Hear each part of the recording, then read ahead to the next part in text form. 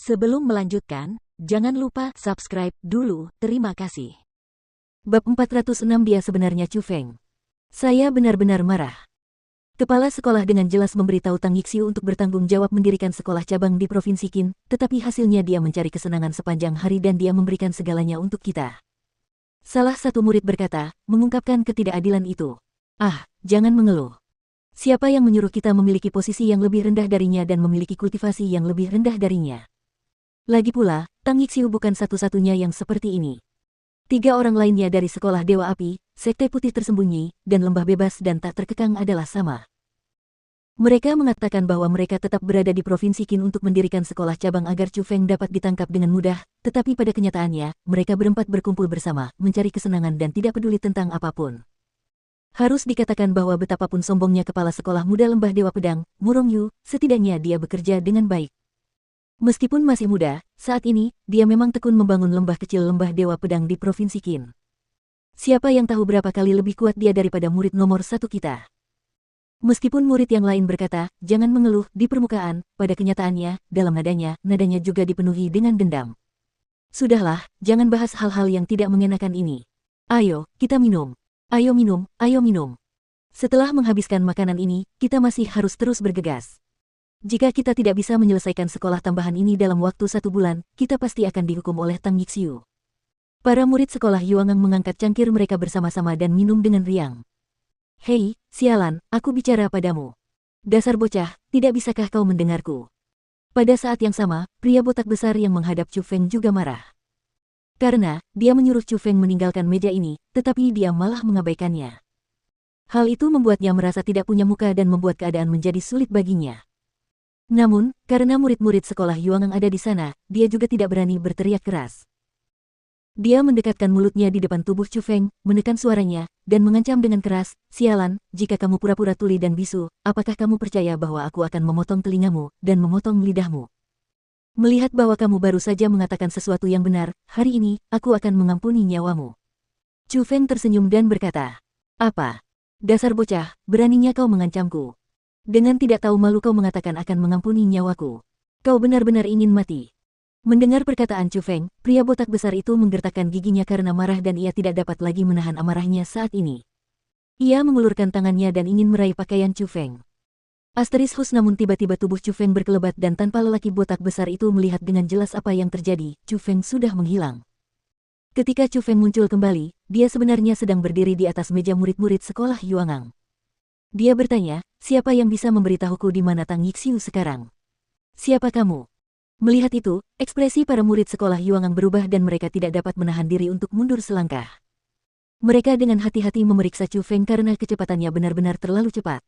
Mereka bahkan tidak merasakannya sebelumnya, jadi mereka memutuskan bahwa Chu Feng adalah seorang ahli kultivasi bela diri. Apa? Mungkinkah kau bahkan tidak mengenaliku? Chu Feng tersenyum tipis, dan sambil berbicara, ia mengulurkan tangan kanannya dan perlahan-lahan melepaskan topi kerucut yang ditenun dari rumput, memperlihatkan wajahnya yang anggun. Dan penampakan itu sama persis dengan yang ada di poster pencarian. Kau Chu Feng. Setelah melihat Chu Feng, wajah para murid sekolah Yuangang yang awalnya memiliki ekspresi gugup langsung berubah menjadi lebih indah. Apa? Dia Chu Feng. Pada saat yang sama, orang lain di kedai juga memperhatikan situasi itu. Setelah perbandingan terperinci, mereka menemukan bahwa orang yang saat ini berdiri di atas meja benar-benar Chu Feng. Itu membuat orang-orang di kedai ketakutan. Banyak orang yang ketakutan hingga langsung bersembunyi di bawah meja dan sangat takut akan terjatuh akibat pertarungan antara Chu Feng dan murid-murid sekolah Yuangang. Orang-orang yang berada di dekat pintu masuk langsung menerobos pintu dan melarikan diri. Namun, pada saat itu juga, orang yang memiliki ekspresi paling mengagumkan tetaplah si pria botak besar. Pada saat itu, dia duduk tak bernyawa di tempatnya dan seluruh tubuhnya gemetar tak terbendung. Sumpit di tangannya jatuh dan wajahnya yang awalnya sudah jelek menjadi semakin jelek, menunjukkan ketakutan yang tak ada habisnya. Karena, baru saja, dia menghina Chu Feng. Dia sebenarnya mengancam Chu Feng. Itu menyebabkan dia, yang percaya bahwa Chu Feng sangat kuat, merasa semua harapannya berubah menjadi abu, dan merasa bahwa dia kemungkinan besar sudah mati. Tangkap dia. Tangkap dia, baru kita bisa ambil hadiah besarnya. Sekalipun kita murid Yuangang School, kita tetap bisa dapat hadiahnya. Tiba-tiba, seseorang berteriak keras dan salah satu murid Yuangang School memimpin untuk menyerang Chu Feng. Asteris bang namun, Chu Feng menyerang dengan satu telapak tangan dan tubuh orang itu meledak. Dia bahkan tidak sempat berteriak sebelum berubah menjadi genangan darah, berceceran di dinding di sekitarnya dan tumpah ke tanah di dekat kakinya. Asteris bang bang bang bang bang bang. Asteris tak lama kemudian, Chu Feng melayangkan beberapa pukulan telapak tangan lagi dan dalam sekejap mata, 17 orang berubah menjadi genangan darah dan tewas secara mengerikan. Pahlawan muda, tolong ampuni nyawaku, pahlawan muda, tolong ampuni nyawaku.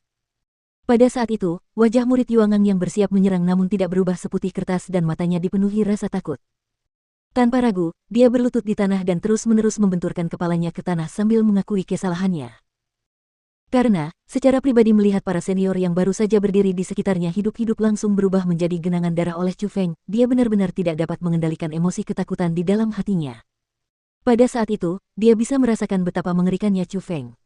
Bagaimana mungkin pemuda yang baru berusia 16 tahun itu adalah sampah seperti yang dikatakan Tang Yixiu? Dia hanyalah iblis kecil yang sangat kuat dan membunuh tanpa berkedip. Aku akan bertanya sekali lagi. Bisakah kau memberitahuku di mana Tang Yixiu sekarang?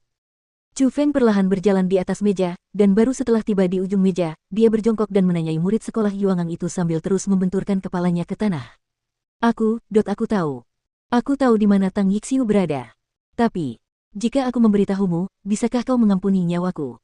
Murid itu cukup pintar.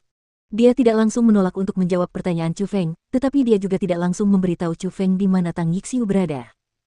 Asalkan kau bisa menunjukkan jalan kepadaku, aku akan mengampuni nyawamu, dan aku juga akan memberimu hadiah. Mata Chu Feng sedikit menyipit dan memperlihatkan senyum cemerlang yang tidak mengandung kejahatan. Namun dari sudut pandang murid tersebut, dilihat dari sudut pandang manapun, ia tampak lebih seperti iblis menakutkan yang tengah tersenyum tipis kepadanya sambil memendam niat jahat. Namun, dia tidak punya pilihan lain.